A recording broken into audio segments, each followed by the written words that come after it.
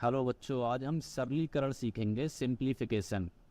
Simplification करने के लिए हमें दो चीज़ों का जानना बहुत ज़रूरी है।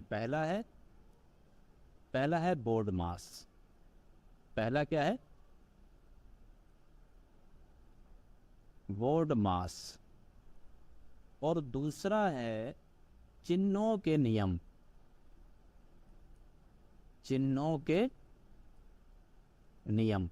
दो चीज़ें अगर हमें समझ में आ गई, बोर्ड मास और चिन्हों के नियम अगर हमें समझ में आ गया, तो सिंप्लीफिकेशन करना बहुत ही आसान हो जाएगा। हम बहुत आराम से सिंप्लीफिकेशन कर सकते हैं, चाहे सवाल कितना भी बड़ा क्यों ना हो। बी का मतलब होता है बेनिकुलम। बेनिकुलम मतलब रेखा कोष्ठक। अगर किसी नंबर के ऊपर, इसको बोलते हैं रेखा कोष्ठक। रेखा कोष्ठक कोई नंबर लिखा होता है, जैसे 3 - 2, इस तरह से ऊपर लाइन लगी होती है, रेखा कोष्ठक। ब्रैकेट को बोलते हैं हम कोष्ठक। ब्रैकेट क्या होती? कोष्ठक। ऑफ का मतलब होता है का एक तरीके का गुणा होता है। भाग का मतलब, डिवीजन का मतलब होता है भाग। मल्टीप्लिकेशन गुणा।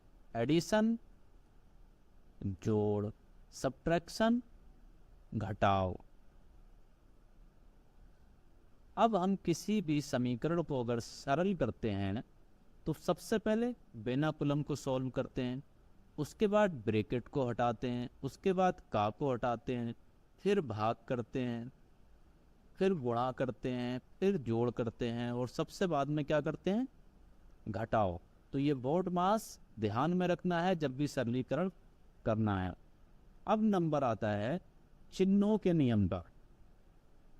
चिन्हों के जो नियम है वो एक एक करके हम देख लेते हैं, ठीक है। चिन्हों के नियम।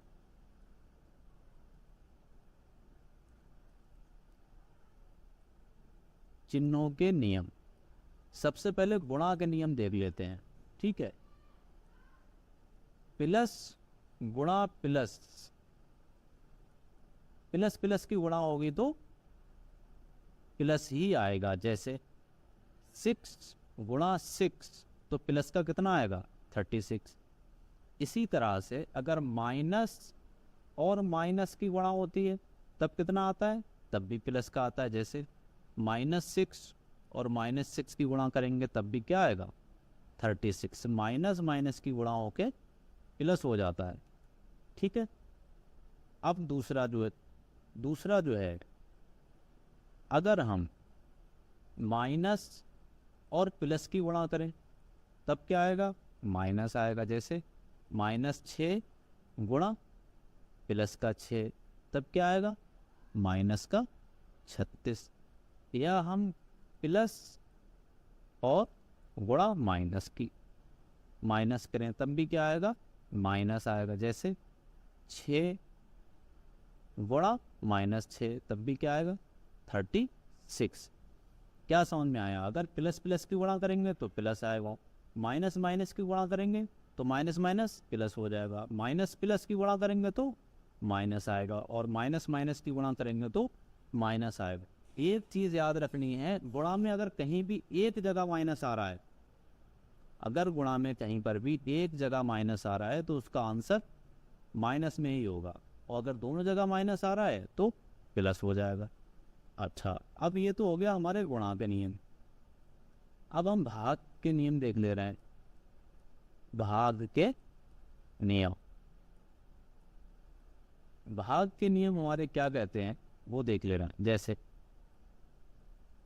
प्लस से भाग देंगे, अगर हम प्लस प्लस की भाग देंगे, जैसे प्लस को भाग देंगे प्लस से, तो आंसर भी क्या आएगा?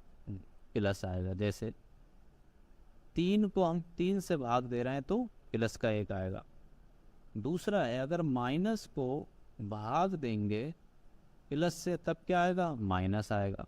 जैसे -3 को अगर +3 से भाग देंगे तो कितना आएगा? -1 आएगा। इसी प्रकार से माइनस को अगर हम माइनस से भाग देते हैं तो प्लस हो जाता है। जैसे -3 को अगर हम -3 से भाग देंगे तो कितना आएगा 1। अब आपने चिन्हों के नियम भी सीख लिए, ठीक है, चिन्हों के सारे नियम सीख लिए और बोर्ड मास भी सीख लिया। तो अब क्यों ना एक अच्छा सा सवाल कर लिया जाए जिसमें ये सारे नियम अप्लाई हो रहे हो। तो जो हमारा सवाल है जिसमें ये सारे नियम अप्लाई होंगे वो देख लिया जाए। सवाल लिख लेते हैं यहाँ पर 40 माइनस, इसको बोलते हैं बड़ा ब्रैकेट, 23 माइनस, अब हमने लगाया मझला ब्रैकेट, 29 माइनस, अब हमने लगाया छोटा ब्रैकेट, 17 माइनस 6 माइनस 2, इसके ऊपर हमने लगा दिया रेखा कोष्टक बैनकुलम, फिर छोटा ब्रैकेट, मझला ब्रैकेट और बड़ा ब्रैकेट। रूल हमारा क्या कहता है, रूल जो है हमारा कहता है सबसे पहले हम क्या करेंगे, बैनकुलम को बोलेंगे यहाँ लिख लेते हैं सवाल ताकि हम बार बार देखना ना पड़े, ठीक है। उस सवाल को यहीं लिख लेते हैं ताकि हमें बार बार देखना ना पड़े, ठीक है। क्या था हमारा क्वेश्चन,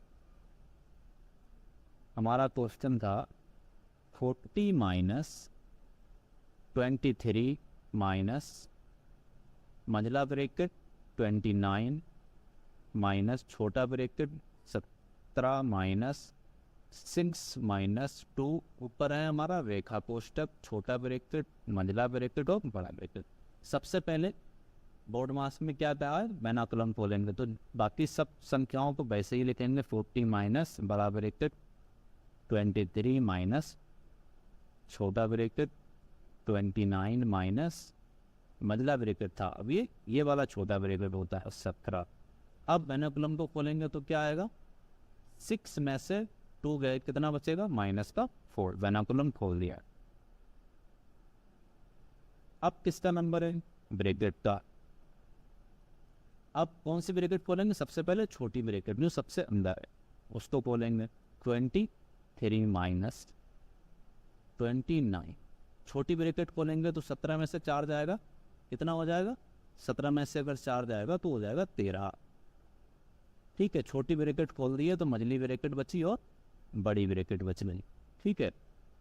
इसके बाद अभी हमारे पास ब्रैकेट बची हुई हैं तो छोटी ब्रैकेट खोलनी है सिर्फ, अब मझली ब्रैकेट खोलेंगे, बड़ी ब्रैकेट 23, अब 29 में से 13 जाएंगे तो कितना बचेगा 16, मझली ब्रैकेट खुल गई तो कौन सी बची, सिर्फ बड़ी ब्रैकेट। अब 14 माइनस, अब बड़ी ब्रैकेट खोलेंगे, 23 में से अगर 16 जाएंगे तो कितना बचेगा 7, ठीक है, 7 बचेगा। और 40 में से 7 जाएंगे क्योंकि हमारे पास डिवीजन नहीं है, मल्टीप्लिकेशन नहीं है, एडिशन नहीं है, क्या है डायरेक्ट सब्ट्रैक्शन है, तो डायरेक्ट क्या करेंगे सब्ट्रैक्शन। 40 में से 7 जाएगा कितना बचेगा 33, 33 हमारा आंसर हो गया। ये था हमारा तरीका बोर्ड मास को अप्लाई करने का। अगला सवाल जो हमें हल करना है वो है आसान है बहुत, 15 गुणा 4 माइनस 10 भाग 5। अब हमें देखना है कि हमें पहले करना क्या है, गुणा भी है, भाग भी है, घटाव भी है। तो सबसे पहले हमें क्या करना है, बैनकुलम देखना है, बैनकुलम नहीं है, ब्रैकेट देखना, कोष्टक देखना है, कोष्टक नहीं है, का देखना है, का नहीं है, तो क्या है भाग है। तो सबसे पहले क्या करेंगे, भाग 15 गुणा 4 माइनस 5 से भाग देंगे 10 को, 2 आ जाएगा।